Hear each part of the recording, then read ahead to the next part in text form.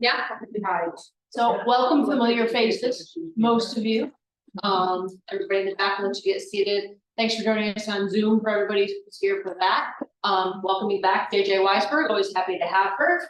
Going to give us another one of her awesome talks today, mostly about mindset. I know we can always use a little tune up in that regard, reframing our thinking, and then hopefully giving ourselves a little bit more set up for success challenges that we face. So after you, JJ. Thank you, Steph. Hi, everyone. I see some faces again that I've seen before. I see some new faces. I can't see your faces on Zoom, but thanks for signing on. I always love coming to Hamilton. I've been probably coming here for at least 4 years now, I think, doing different talks with staff, and then with Dave Thompson before that, and also with the PE class where we have the speakers come in. So I love coming up here. I love this time of year. Campus is so beautiful.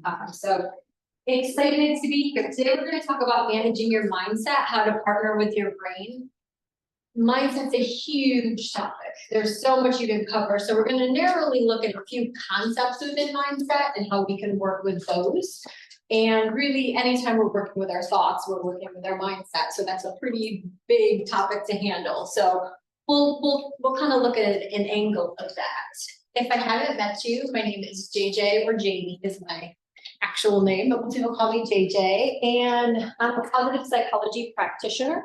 So I work in the field of positive psychology, which I'll explain in a minute. I apologize if you've heard my positive psychology spiel every time you've come here, but some people don't know what that is. So I just like to kind of start us all on the same basis. But I'm a coach, I'm a consultant, I'm a trainer, I'm a speaker. And recently I opened up a physical space. I live on the east side of Syracuse, and I have a shop. It's called Northbound Mind and Body Shop, with products, services, and events to support mental, physical, emotional well-being. It's kind of like a health and wellness store, but a mental store.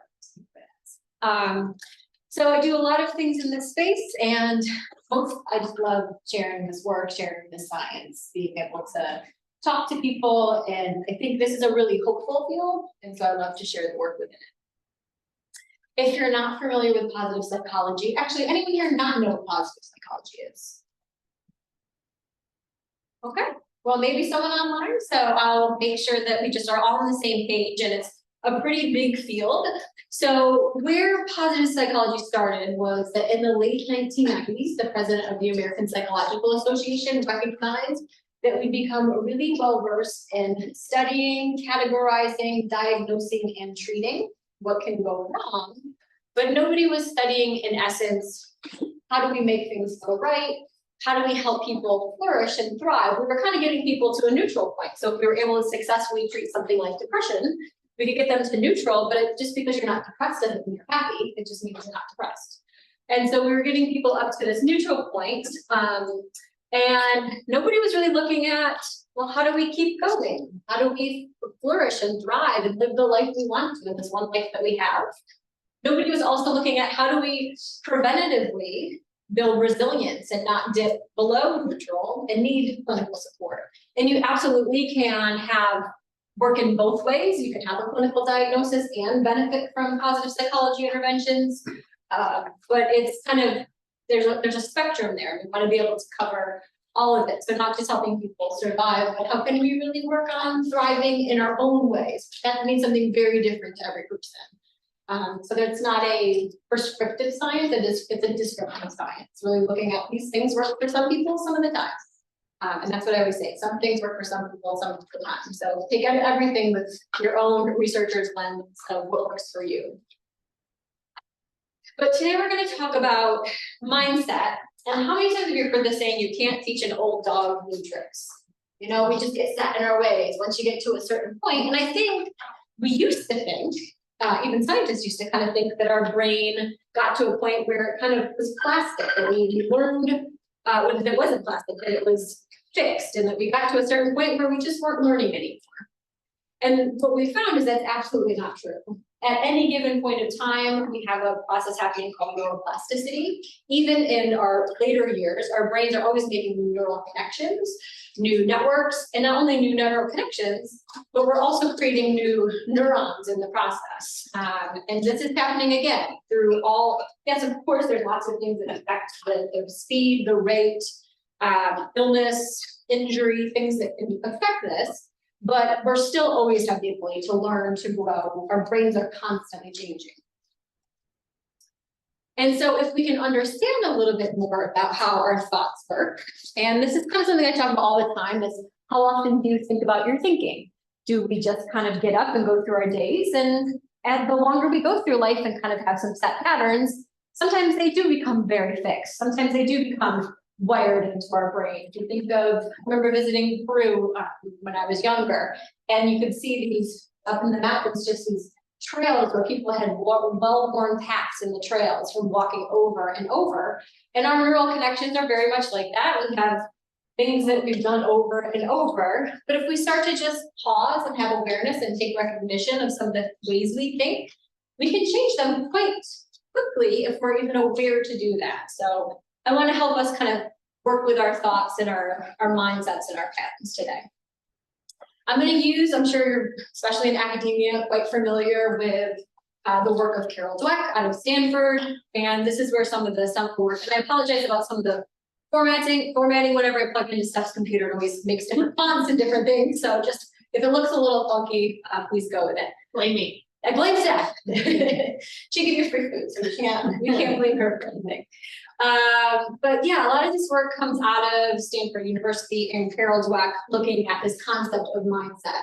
And basically that in all areas of our life, we hold two different types of mindsets. One is a fixed mindset. And a fixed mindset is the belief that we assume that our qualities about ourselves are relatively stable. It can't be changed. It's in our inherent intelligence that makes us a certain way. So a person with a fixed mindset about math just thinks that this is how they are going to be when it comes to math, that they just weren't born that way with the math intelligence, their brain just doesn't quite work that way, and that it's going to be stable throughout their lifespan. The opposite is having a growth mindset. And a growth mindset is this idea that we can learn and develop and cultivate. And that failure is not reinforcement that, see, I told you I wasn't born that way. Failure is just a sign that, hey, we need to try a different thing. Maybe we need a different path. And they use failure as feedback. And the type of people that they've identified with growth mindsets versus fixed mindsets are actually the ones that tend to excel in different areas. It's not this inherent intelligence. It's the belief that intelligence is learnable, that we can change and grow, that failure is not a sign that we just don't have it. It's a sign that we don't have it yet and that we can learn how to do that.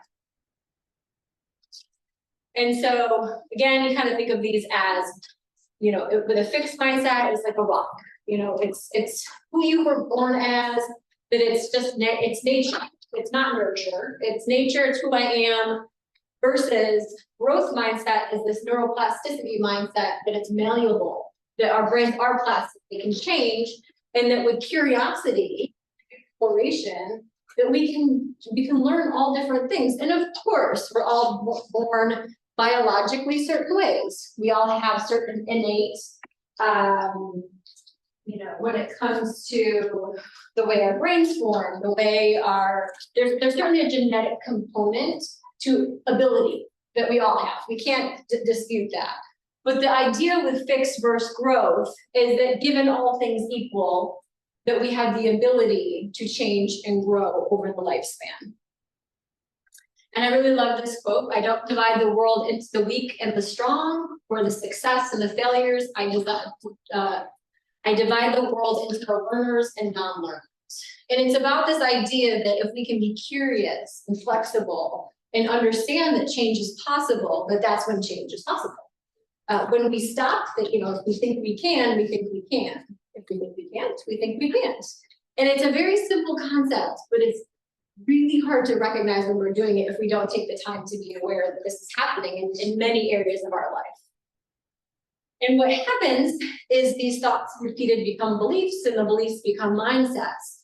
So if I continually say, I'm not a math person, I'm not a math person, I'm not a math person, then we kind of shape ourselves into being not a math person.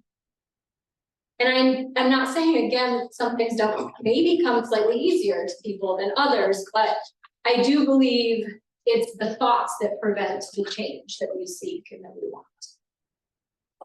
So here's some overheard fixed mindset thoughts that I've heard in the past. She's a born athlete. which to me kind of discounts a lot of hard work that a lot of athletes have put in. I don't have a creative bone in my body. My mother loves this one. The same person that redecorates her house over and over again, that throws great parties, does all these things, but she's not a glitter and blue kind of creative. So she's not a creative person. She doesn't have a creative bone in her body. Or I'm just not that person is a story I have told myself over and over again. And what do? I stop trying to be a math person. And so I think it's important to recognize such a simple concept, but such a large implication to the things in our lives that maybe we want to be. Any fixed mindsets that you can think of, or heard thoughts that you've heard in your head, heard from anyone else that you can think of? I'm the math one. You're the math one too, you can identify it, yeah. You can't teach an old dog the tricks, because I'm retired, and when all this new stuff keeps happening, I'm Yeah. I can't do that. I can't do these things. I like the way I do it. Yeah. Learn to do stuff. Yeah, and what about, and so if anyone online can't hear, and what was your name again? Jackie. Jackie said, you know, you can't teach a dog a trick, she's about to retire, and she sees these new things popping up, and it's like, oh, I can't do that. That's just simply not true. You haven't tried, you might not have learned how to do it yet, doesn't mean you can't do it, but these are the thoughts that we say, is that's a fixed mindset, is yeah, I can't keep up with this, I can't do this new thing, I can't change, because we get comfortable, for sure. And, but yeah, but then those words, those global words start to define, I can't, I'll never, I won't. And they start to really shape our personality, our world, our actions, when we start to hold these mindsets without being recognized. That's for sure. Some growth mindset thoughts are the opposite. Anything's possible. My favorite is it's never too late and it's never too early. Because I do believe that. I don't think it's ever too late, and of course it's never too early to start. Any growth mindset thoughts or mantras or anything that you guys have to about that?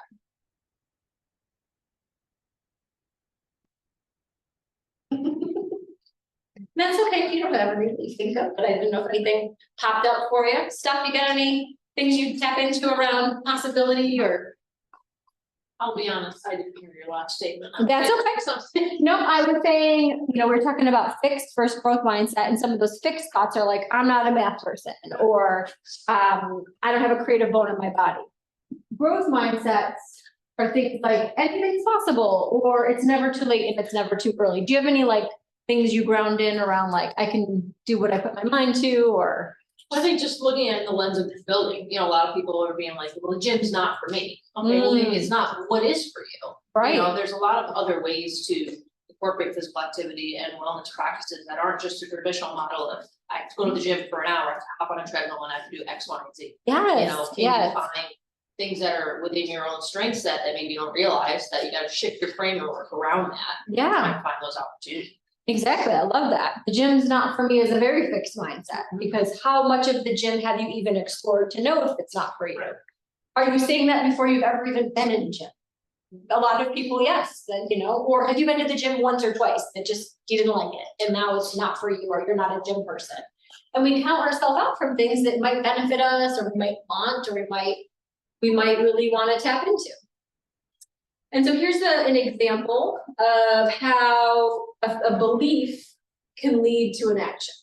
So let's say someone's with a fixed mindset is on a sports team and they got pulled out of the game. And so a fixed might say, oh, I knew I wasn't good enough to play, which leads to our beliefs lead to these emotions. So you're sad and disappointed, and then our emotions inform us of the actions we should take or what we should do. So the reaction, this person sulks on the sidelines and withdraws from the teammate.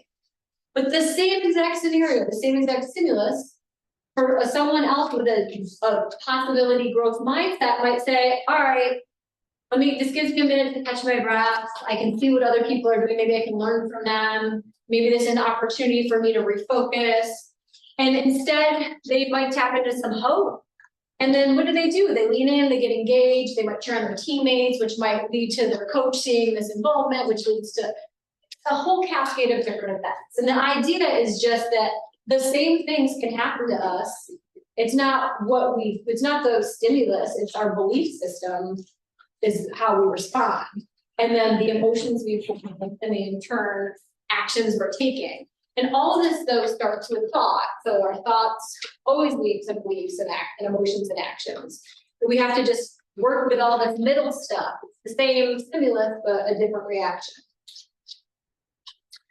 And so now that you're kind of getting into this idea of fixed versus growth, can you think of any areas? You said math. Math is, I will admittedly, math, another one, I am always insistent. I am awkward in the kitchen. I'm a cook.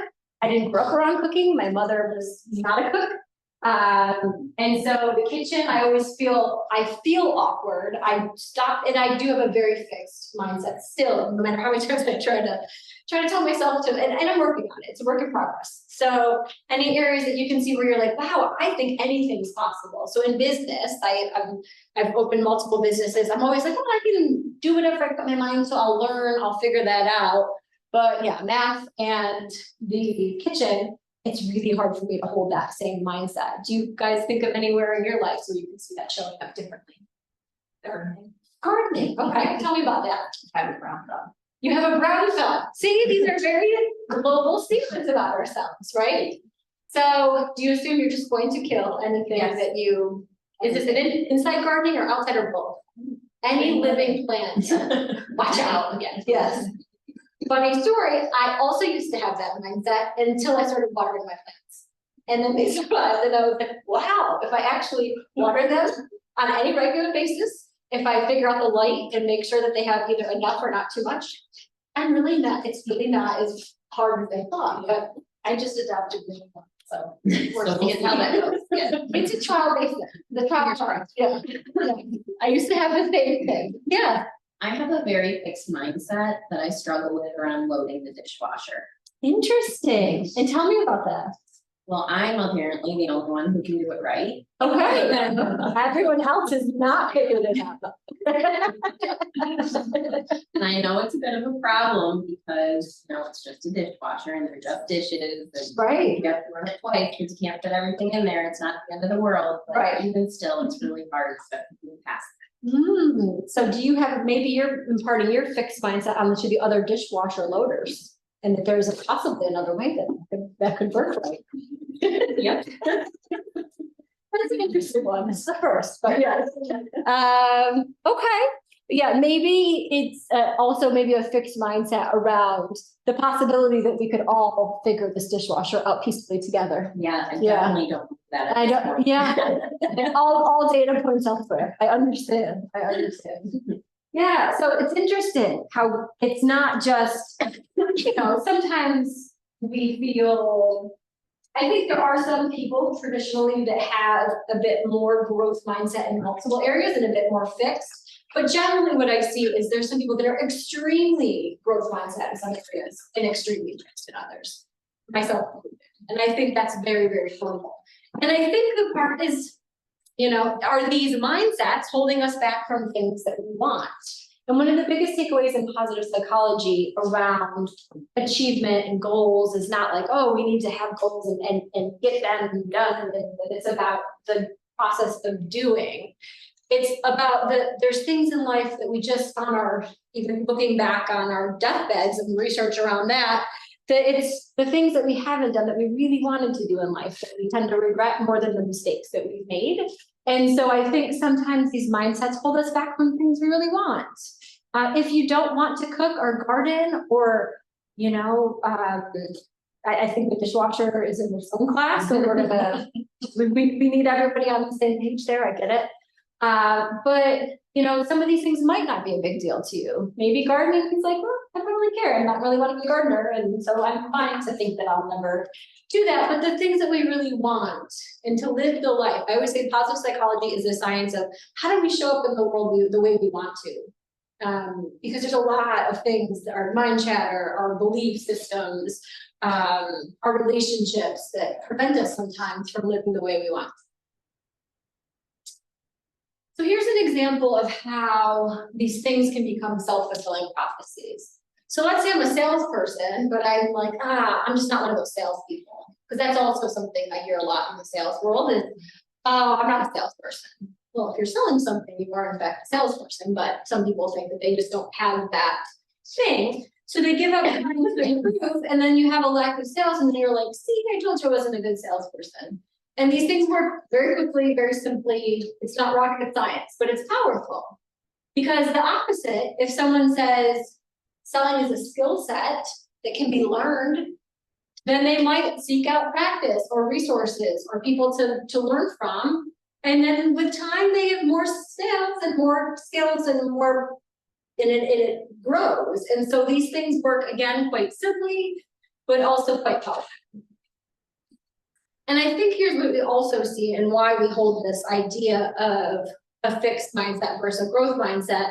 It's because we see everybody's highlight reels, whether it's on social media, we see the successes, whether it's fame, and especially people that are famous, we see their accolades and them on top. What we don't see is all of this underneath the iceberg. So we see the success, but we don't see the disappointment, the sacrifice, the failure to get to where they got. We just see, oh, look, they're a born athlete, or they're a born musician, or they're whatever it is, and I'm just not that, so I can't have or do anything similar.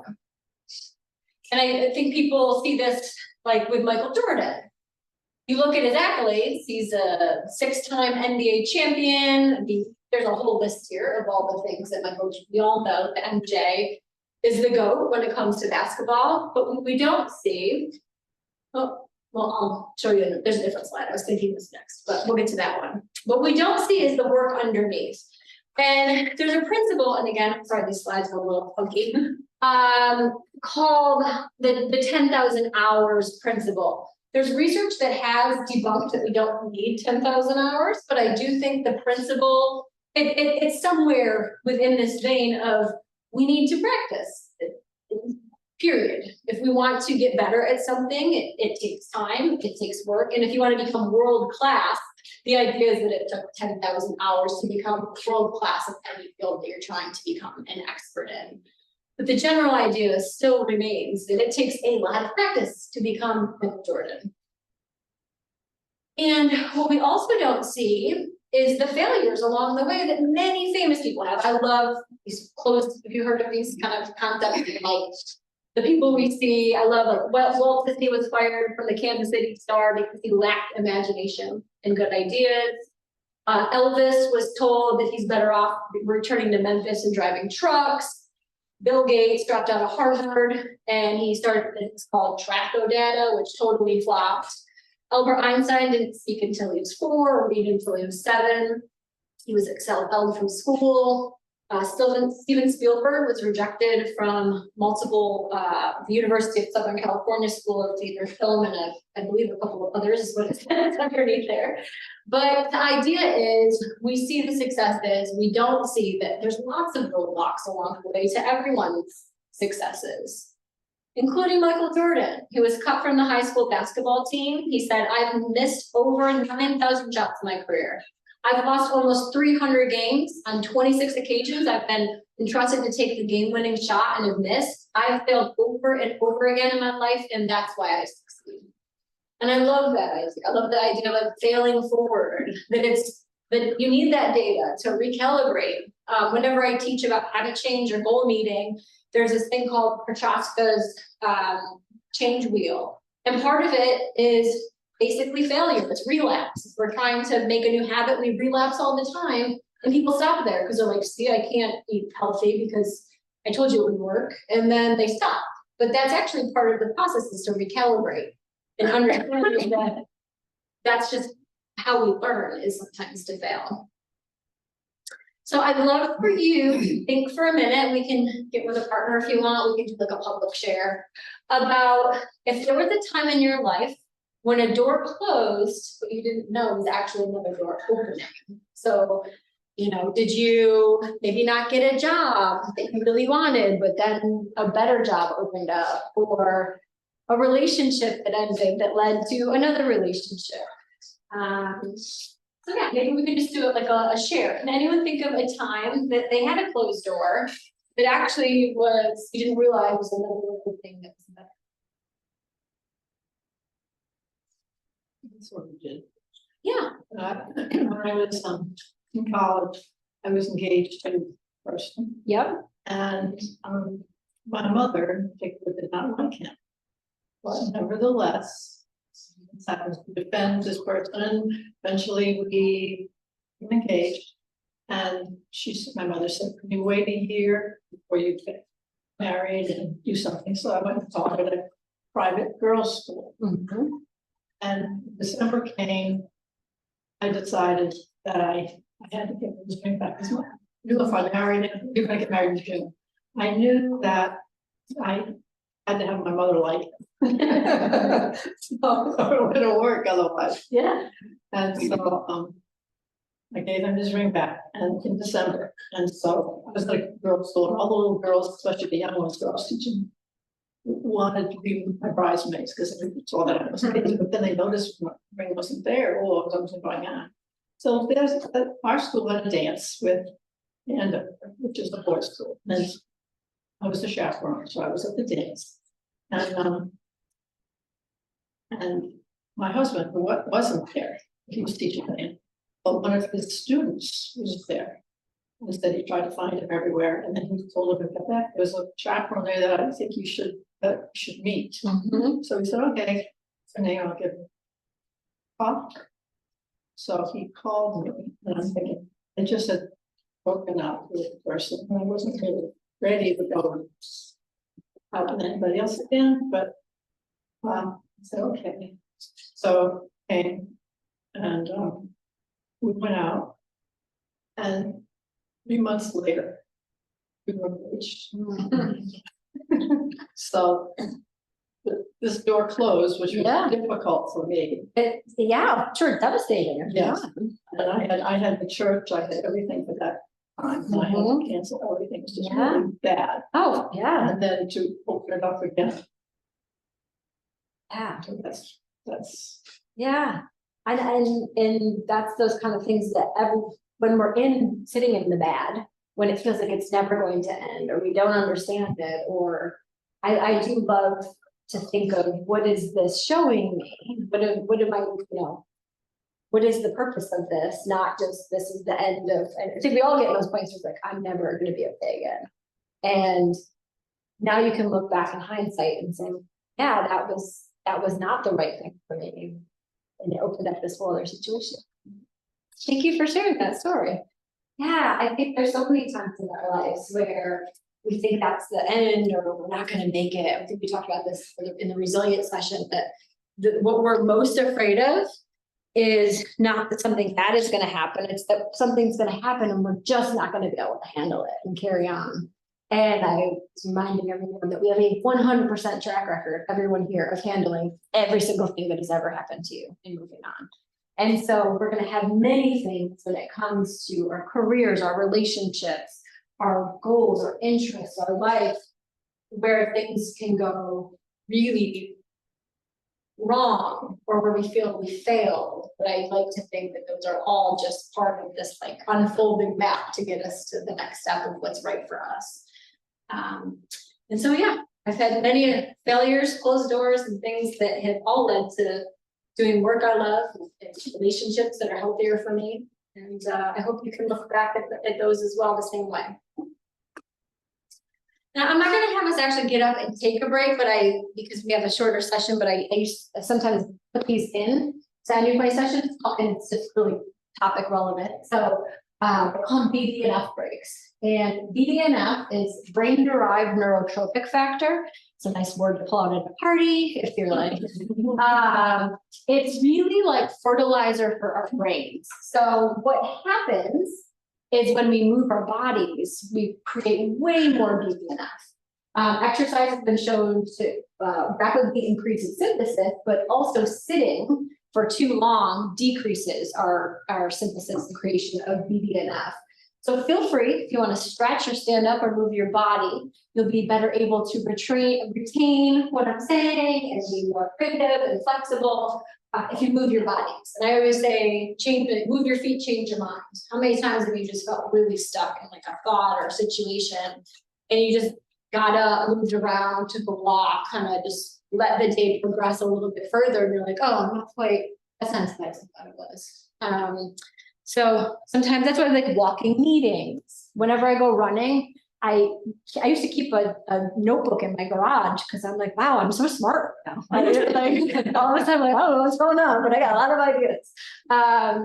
Because we really do. It's kind of moving our bodies. It creates this BDNF. So feel free to move your body. I always I never think people should feel stuck sitting somewhere if they're learning in a classroom. If anyone here is an educator, I'm sure you're well aware of that people need to move and to be able to learn, or just in academia, all of you, I'm sure you've seen this process. So walking meetings. I love that you guys have outdoor class setups. I've seen outside for people. I know during the pandemic when I was there was a lot of that. But yeah, I just think even change of scenery, so good for the brain. So why is this growth mindset so advantageous? Few things. We're more motivated to learn. If we think it's possible and we think that learning needs to change, we're going to keep trying to learn.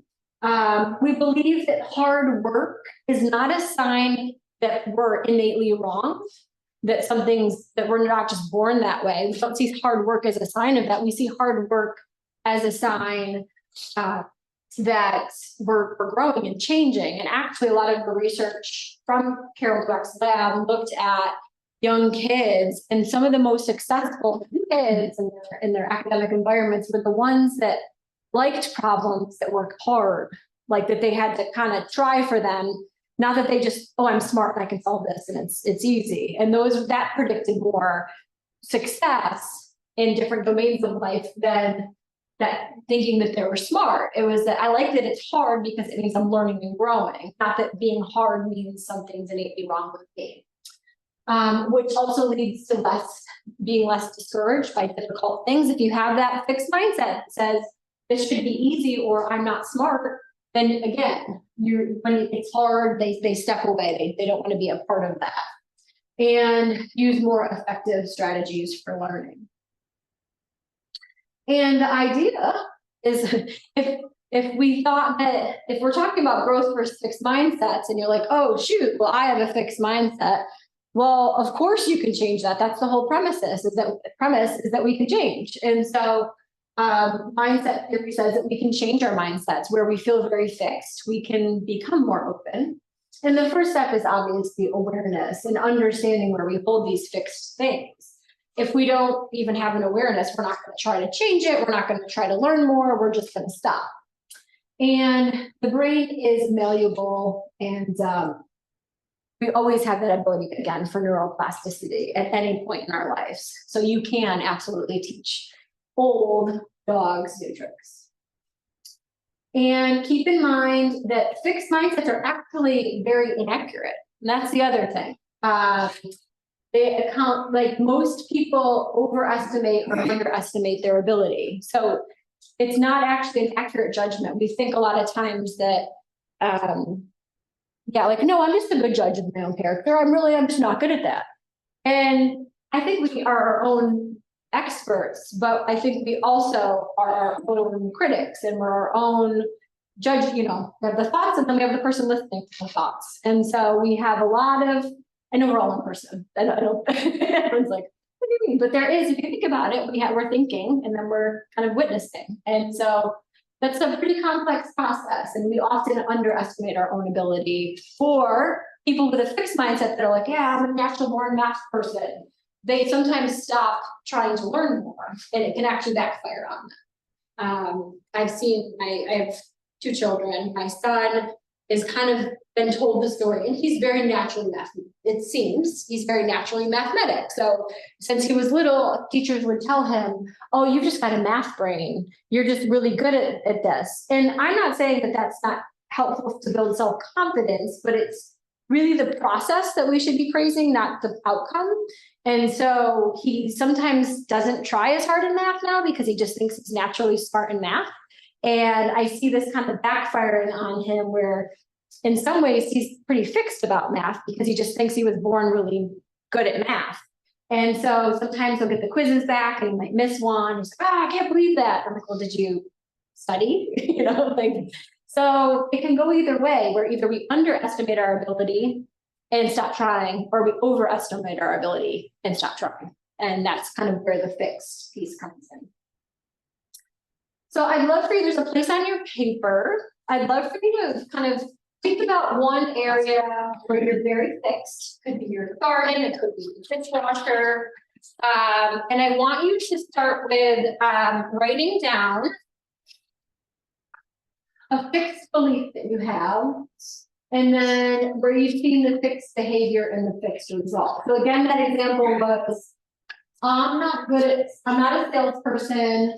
The fixed behavior is stop trying to learn new sales skills, and the result is I don't have any good sales results. So think of an area where you can fill in that top three. And let me know if you have questions.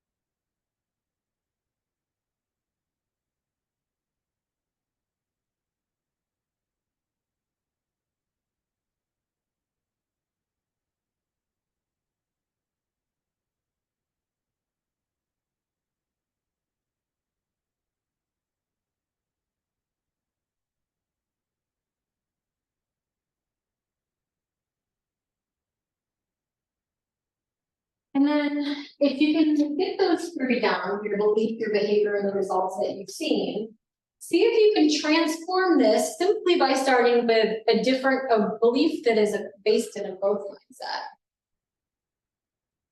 So a different belief. So if your fixed belief is, I've got a brown thumb, maybe your growth belief could be something like, with practice, I can become a better gardener.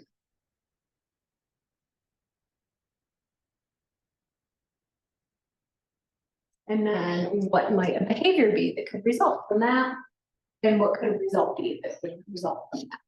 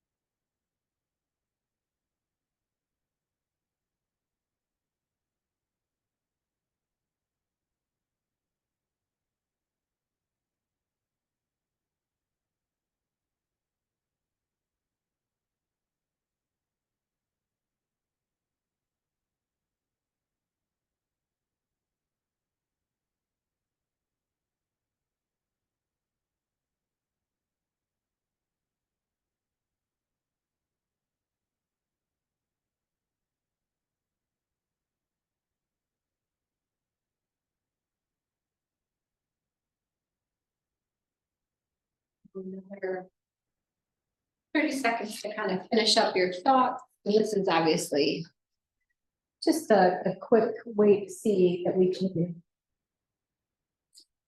dramatically change the result when we start at the belief system. And when I like to use something like this, it's not like you're going to be walking along your day-to-day and like, oh, let me sit down and write down my fixed belief, my fixed behavior, my fixed result, and then write these other three things. But what I like to do is remember this type of thing when I'm feeling extremely stuck, when I'm feeling extremely frustrated, when there is a result I want, when I'm sitting down and I'm like, I'm never going to get my finances figured out, or I'm never gonna, this technology is just, it's impossible. And when you sit down and you start to actually question if what you're saying is true, is this impossible? No. Can this never change? No, none of that is actually true. What you're doing here is writing a much more realistic story in your head. And this is not supposed to be something like, oh, anything's possible. I'm just going to it's the idea that it's actually really inaccurate what you were thinking before. And how can we, the truth is, with time and resources and reaching out and enough curiosity, you can learn lots of new things. And maybe it won't be the exact result that you want, but it's going to be much closer than just believing that it doesn't work and then you stop trying. So does anyone have an example that they gave them any insight when they were thinking about it? Want to keep going. Anyone else? Yeah. I don't know if I actually believe that this is possible. Oh. No, my fixed belief is I'm not good at drawing, Okay. so I'm not really like, be good at drawing, but then I thought, so that box would be from wrong, Yeah. so. Do you want to draw? Yeah. Yeah. And why do you think you could never be good at it? It's what I draw. The product is really horrible. Okay. Stick figures. Stick figures. Yeah, I've never progressed. Okay, have you taken classes, art classes, sought out like other like experts or people? No, so yeah, so. Yeah, that's just it. It's like, we can't, so we don't even try the class or, and this is the idea. It's like, well, yeah, if you've never really had any exposure to certain things to be able to help you develop those skills, then yes, in your current state, can you draw? No, that's correct. You do not know how to draw. Is drawing a learnable skill? That is also correct. And with practice and time, you will progress. I'm not saying, I don't know what's gonna happen. I don't know what kind of classes, and it's all gonna be a matter of the time you put in. If you relate to the class you take, if you like it, if you're enjoying it, it motivates you to keep going. There's a million reasons. But the fact of the matter is, drawing is a learnable skill. Period. And you could take, and you just have never practiced the things to make it.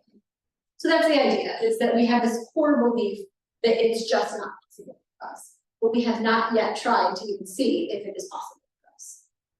And maybe you'd get more data. Maybe you would take the drawing class and you'd say, it's gonna take more work than maybe I have time for, and it might prevent you from continuing on. But it's not that it's because you're incapable of learning. It's just maybe situationally you don't have the time, the motivation, the energy, whatever, but it's not gonna happen. But with the right amount of practice and the right resources, I certainly you could become a better drawer. Yeah, you're welcome. You're welcome. And that's just it. That's just how we think about ourselves. It just feels impossible because we've never done it and we never could. But it doesn't mean that we can't. And that's the idea of the growth mindset versus the fixed mindset. And so Carol Dweck says there's 4 steps to changing our mindset.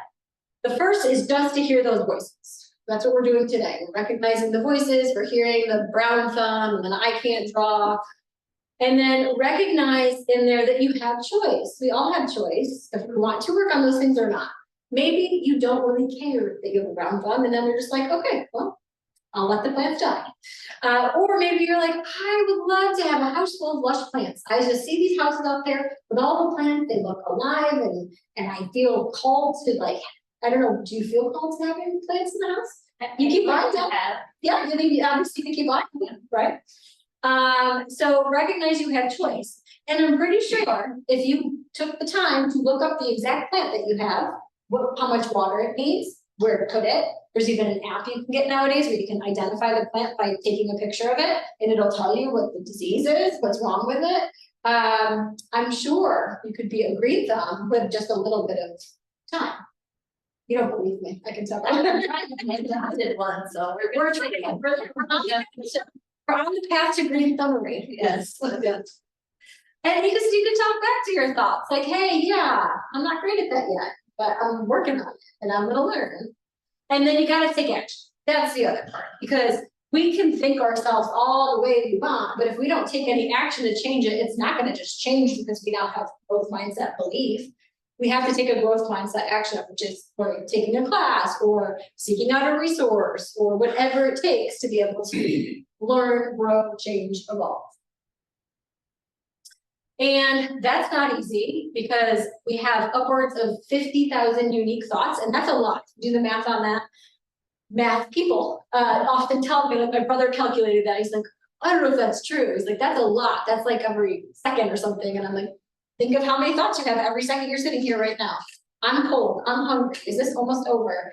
I still have a fixed mindset. I mean, we're constantly chattering with our heads. And so some of them serve us and some of us don't. And I like to try to work on at least being aware of some of these thoughts that just aren't serving me, especially for things I want to do in life. And so if we're trying to also help others, when I was talking about my son, it's really about the process praise over the person praise. So if we keep telling you're such a gifted athlete, you're such a gifted artist, it's like, wow, instead saying you must really work hard on that. Look, I'm really proud of you for the energy that you put into that work is a very different process system. Who had a good struggle today? I love that one with my kids. Like, yeah, we know, Mom. Like they're always like, okay, is this the part where we have to tell you the bad thing that happened? But I think those things are important. It's like, that's how we learn, is through trying and failing often. I tell a story often when I first set up my practice. One of the things that I teach is this so-called bullet journaling. And I blend positive psychology and kind of all these different things into this book. I'm sure you guys maybe have heard of the bullet journal, but I did a workshop at this winery. And it was one of the first public things I did. I had done some stuff with different organizations, but I decided I was going to do a public workshop.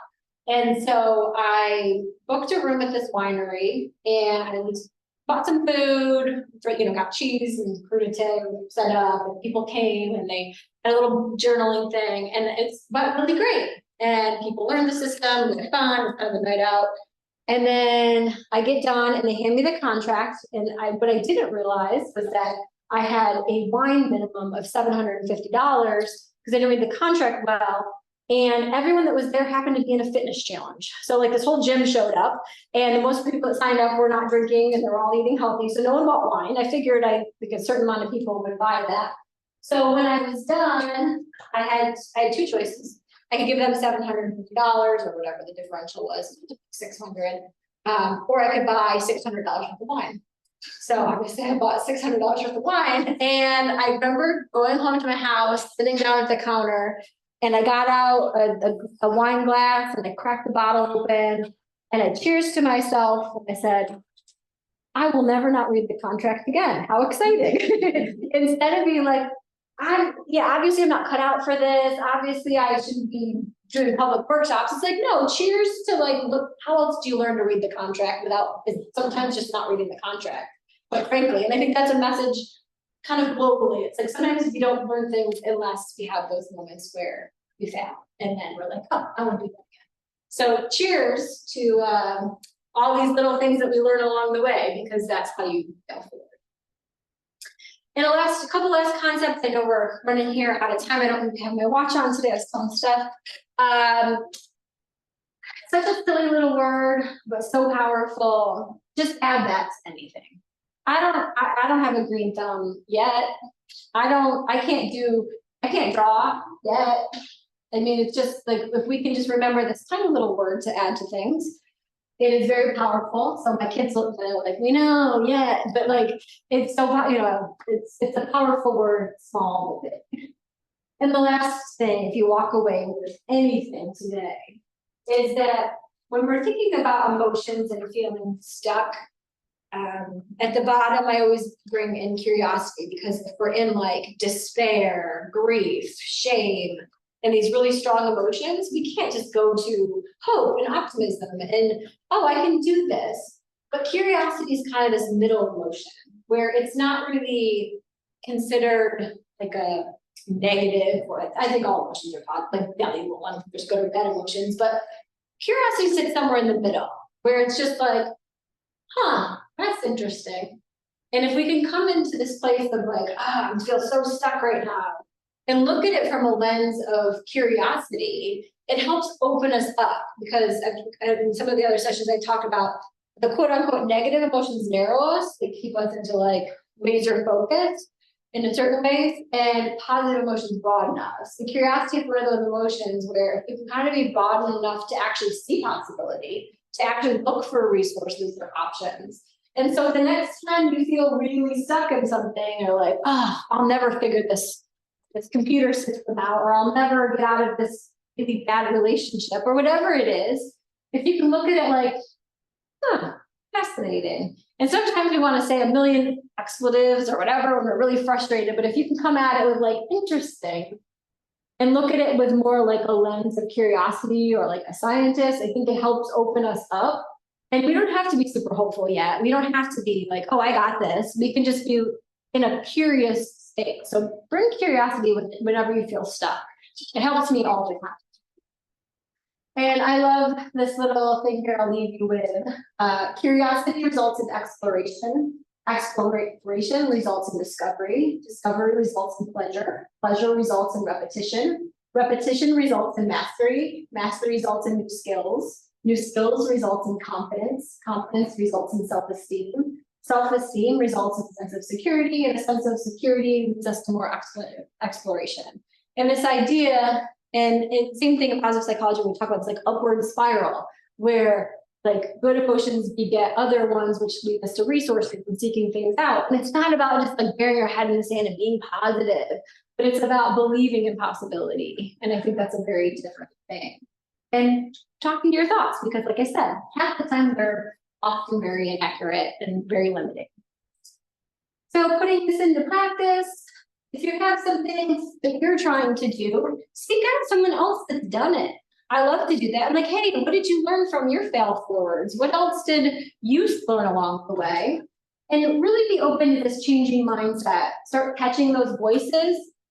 Whenever I teach the optimism, which is actually a thinking style, it's not something we're born with, but whenever I teach optimism, whenever I'm talking about mindset, I really start to have us look for those global big things. I'll never, I can't, I won't, I'm not. Like those things are very strong. Those things are very strong warning signs that they're probably extremely inaccurate thoughts about ourselves. And start talking back with a growth mindset, but remember that's nothing unless you take an action, because that's the new data that you're going to feed yourself forward with. Is you take the action and it leads to a result, and you're like, oh, I think I can do this. And then we start to build self-efficacy, which is different than self-esteem. Self-efficacy is a belief that we can do something, and self-esteem is feeling good about ourselves. Self-efficacy, you don't do by having mastery experiences, and you're only against that. Couple books if you want to dig deeper into mindset. Obviously, Carol Dweck's book is just, again, something to work on this, called Mindset. It's been around for a long time. There's also another book a little newer called The Positive Shift, Mastering Mindset to Improve Happiness, Health, and Longevity by Dr. Catherine Sanderson. So those are on your take-home sheets.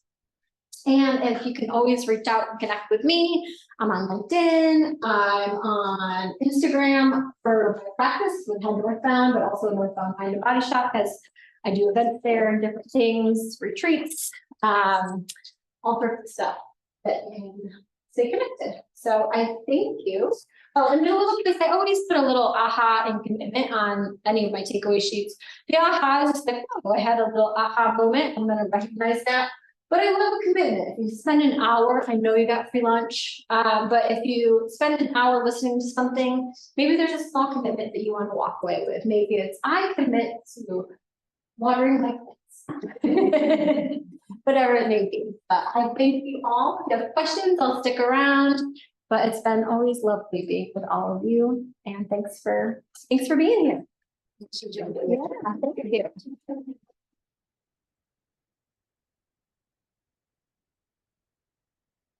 I did for a long time. My friends are right now, I can't tell you, but I always give a joke. We were putting up books one time.